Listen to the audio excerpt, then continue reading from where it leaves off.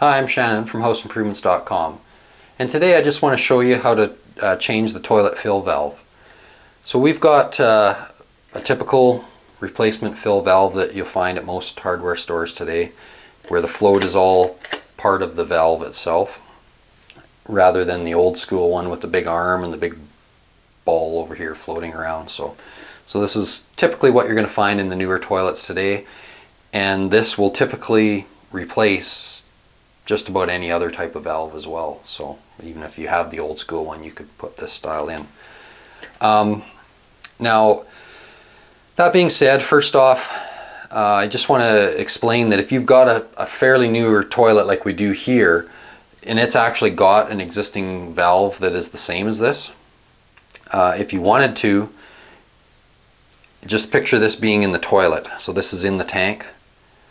What you can do is if you reach down in the tank and unclip this little sleeve right here, the top end of this valve will just pull off, and this would be left in the tank. You wouldn't have to drain the tank right out completely and undo the bottom nut and all that stuff. Then you could simply slide your new valve right down onto that existing stand, get your height right so it's below the top of the toilet bowl or toilet tank, and then and then clip this back down in there. A little less messy because you don't have to actually drain the water and everything, but we could do that here, but in the video we're going to actually show you how to remove the whole entire thing and put the new one in. But just so you're aware that you could do that. Another thing with this type of valve that you might be able to do if this just isn't shutting off all the time, the water level seems to be up where it is and the float's up, but it's still constantly running a little bit, there's a little gasket in the top of here that may just need to be cleaned off. Now to clean that, what you need to do is reach into the bowl, pull the float all the way up, and just give this top a little twist, about a quarter turn, and the top comes off. You can actually then unsnap it from this thing. So this would all still be down in the toilet. You'd obviously shut the water off before you did that. And what you'll find is you've got this rubber gasket in the top end here, and sometimes they get some calcium buildup or just some scale or whatever. If you clean that off real well and carefully and put it back on here, that might completely fix your problem.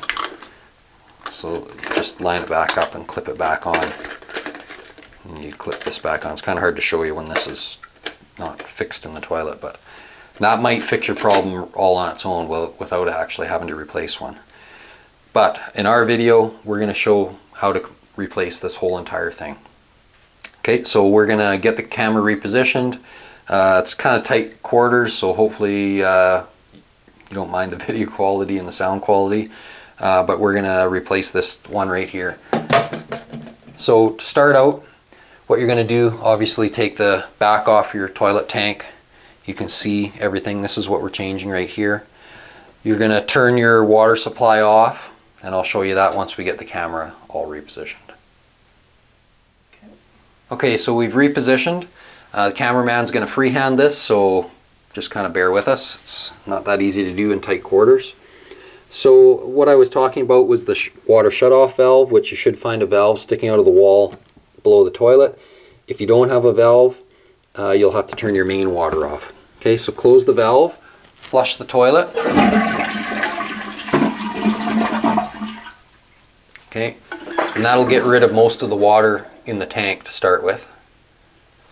You're going to want some towels and a bit of a container down here to try to catch as much as you want, because once we loosen everything off, we're going to definitely have a bit of water coming out. Next step, we've got the water off, we've flushed. I'm going to undo this nut which connects the water line to the bottom of the fill valve, and there will be a little bit of water dribble out here. I'm kind of doing this blind, I can't see what I'm doing.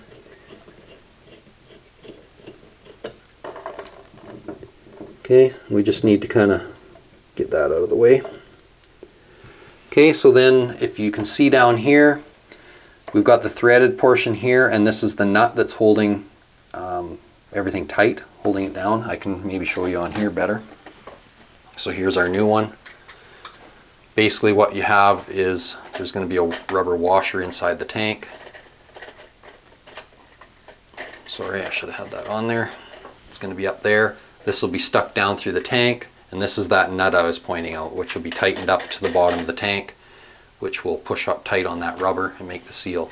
So we need to remove this nut so that we can pull all of this stuff out of there. So let's see if I can get a hold of it good enough without seeing it. Yeah, I'm going to have to use pliers. I was hoping I could kind of undo it with my fingers. I'm going to have to get my head in the way to just get it loosened up, and then I should be able to show you what I'm doing again.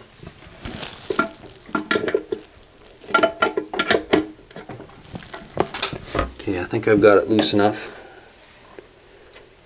So I've got it finger tight there, or finger loose, or whatever you want to say. So this nut will come off. Then I give this a little wiggle. Hopefully I catch most of that water. And I can't see if I'm catching most of it, but I think I am. Sounds like it's hitting that bowl. That's why it's kind of important to drain as much as you can out of the... If you've got a wet, dry shop vac, you could also suck that out or throw a sponge in there and suck up most of that. We're just going to get this all out of the way. So you can see now we've got a tank with a big hole in it that holds no water. But we're going to fix that. So here's our new valve. Now, since I've got the old one out, I can kind of preset this to the height, at least to what the existing one was. So you can see here, let's see, this would be the, no, right there would be the comparison. I need to lower the new one by basically the height of this here. So actually I don't need to move that collar, I can just simply turn this. That'll thread down. And again, we're pretty darn close to the right height right there. We should be okay. There's a slight difference in the style here. You can see this part on the new one. On the old one it's way up high, but just a little difference there. We're just looking at the total height from where it would be in the tank to the top of here. So that should work. I guess while we got it out, just see if we're orientated the same. I think I can turn this. You can see this, where this hose is coming off right here on the old one is where this is. So I'm just trying to get things kind of set up the same. So we should be, oh, that might not be quite right either. There, that's better. See how we've got the float orientated to this where the hose is going to be? So it should fit back in the toilet tank basically the same as what it was. So can you just kind of do that with comparison wise with the old one while you've got it all out of the tank. Okay, so we already put this rubber seal on there. Make sure it's pushed up nice and tight. Seems to be okay. We're going to drop this down in the hole. And I'm not pushing hard, this is all plastic, so don't overdo it. And I don't know if you can see from my hand in the way, but I'll just get this nut started. Might be easier to switch around here anyways. So I'm getting that started on there. I'm just going to snug it up, finger tight there. And before I get it too tight, I just want to look in the bowl, make sure that the float will move freely. It isn't rubbing on the styrofoam or the chain or anything like that. It's all in a good position. We can see when we add our hose, we're going to be fine with our hose coming off that fitting. So I think we're all right. So now we'll go back underneath. And I'm just going to get that a little tighter. Sorry for my arm in the way. Now this one, I notice they've got it really so that you can't put a wrench on it. I could probably make those pliers work, but I'm just going to kind of finger tighten it up as tight as I can get it. We're going to give that a whirl. We'll know right away if it's leaking or dripping or anything. I'm also going to wipe the bottom of the bowl or the bottom of the tank because we did have that water coming out, so we aren't fooled by drip of old moisture there and think that we've got a leak, so I'll try to dry that off as best I can. I'm going to put my head under there and have a look. It should be alright. I'm going to re-hook up this water line. Again, I'm working blind, so I'm not sure if I'm seeing it right, feeling it right. I think I'm started. Just want to be careful not to cross thread it.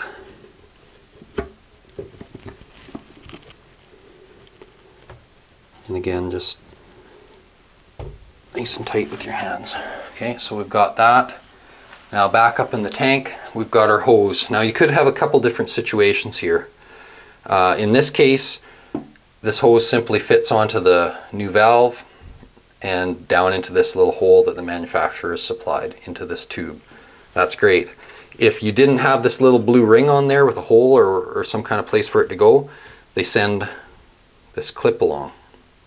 What this clip does, basically the same thing, it just slides onto that white tube that's in there and the hose fits onto the top of it. So if we didn't, I wonder if this, no, it doesn't come off, but if we didn't have anything to stick the hose in to keep it there, I could just open up this clip and slide that on there, hook this end up. It's just to make sure that that hose is spraying down into that tube. But we don't need that in this case. Another thing, you don't want to shove this hose way down in there because it can siphon sometimes and just keep running. So you just, actually this one has a stop in it, you can only push it in so far, but some of them may not have a stop. You just need it to be, you know, half an inch or so down in there. Can you see me doing that? Or push that into the hose onto the valve. I'm going to make sure this little ring is pushed down here, that one that slid. It wasn't, so that's a good thing I checked it. And everything seems to be fine. Our float's good. I'm going to turn the water on and we'll see what happens.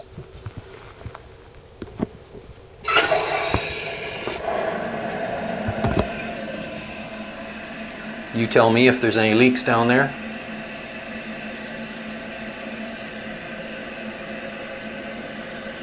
Nothing dripping in the pan. That's good. It's a good idea for the first few hours just to keep an eye on it, make sure that you aren't getting a drip. And if you are, you may have to put the pliers on there and just give it a little bit more of a turn than you could with your physically with your hands. I could have put this old nut back on there and used the pliers, but I didn't. Okay, so our actually our water level is pretty darn good. I don't know if you can see if I can point here. You can see the water level is right there. You see I'm just touching it. So it's about 3/8 of an inch, I'd say, below here, and that's pretty good. Usually the toilets will have a mark or a writing or something somewhere that'll say your water level line. I don't actually see one on this toilet. I'm kind of going by the old line. It looks like it pretty much used to fill right up to the top edge, but as long as it's within probably a 1/2 inch to an inch of that top of that tube, you're fine. And like I said, most of them will say. Let's just flush it and make sure that all works. And I'm going to adjust this float way out of whack so the water level is too low, and then I'll show you how you adjust that.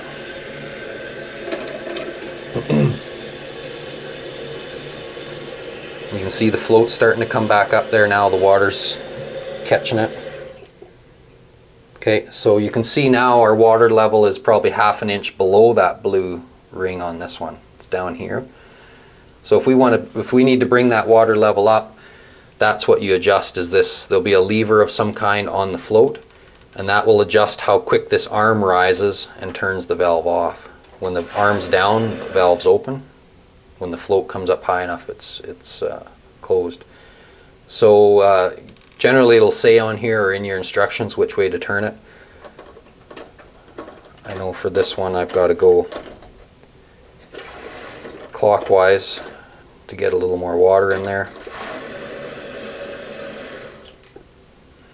There, give it another little turn. So we're pretty much to the bottom of that blue thing, and there we're right up to where we were originally. Okay, give it another check down below for any leaks. Feel for any water on there. It all feels okay. So I think we've successfully changed that fill valve, and like I said, that valve there will pretty much work in pretty well any toilet, no matter what you're taking out of it. So, and they're easy to adjust. They should last for quite a while, but periodically you do need to change them. Okay, so that's the end of that video, and hopefully you liked it and you give us a little thumbs up down below, and share it on all your social media. And you can also check us out on Patreon, Facebook, Twitter, all that stuff, see how we're doing. Thanks a lot for watching.